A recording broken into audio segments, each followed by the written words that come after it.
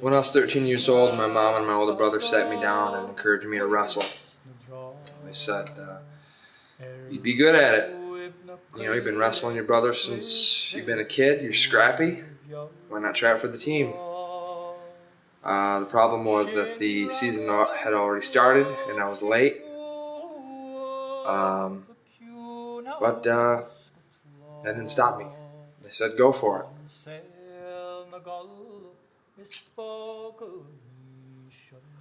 They believed in me.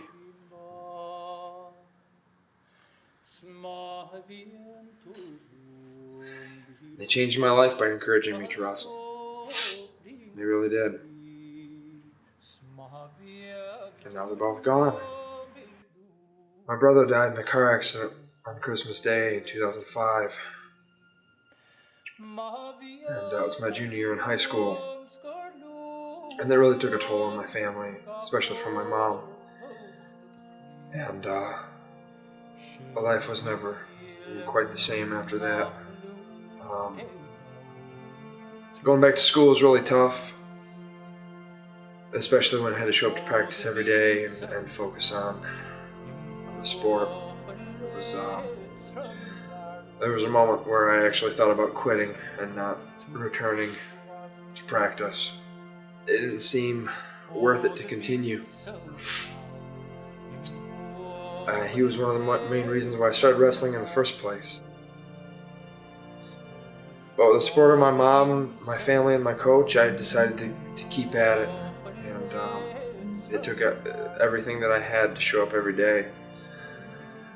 The sport kept me focused, it kept me strong, and I ended up wrestling for Michigan State.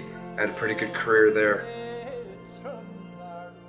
In 2015, my mom was diagnosed with cancer, and I've never witnessed anyone fight as hard as she did, and for as long as she did. I remember having a conversation with her one night. She was really struggling with the treatment, and she came up to me and said, "Curran, you inspire me. After watching how long and how hard you've struggled in your sport, you're my son. I know that I have it in me to fight this if you have it in you to have lasted as long as you did in wrestling." She looked at me and told me that I was her inspiration. By watching me suffer physically, emotionally, mentally, through my sport, that she can make it through her treatment.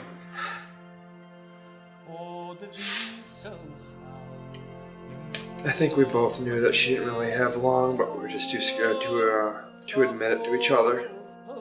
After her funeral, I found myself sitting at home on her couch without her there, and I thought to myself, if she and my brother hadn't introduced me to wrestling, if they hadn't introduced me to that sport, I would have never known how to deal with mental and emotional abuse. And for that, I'm thankful. I know they're with me. Always.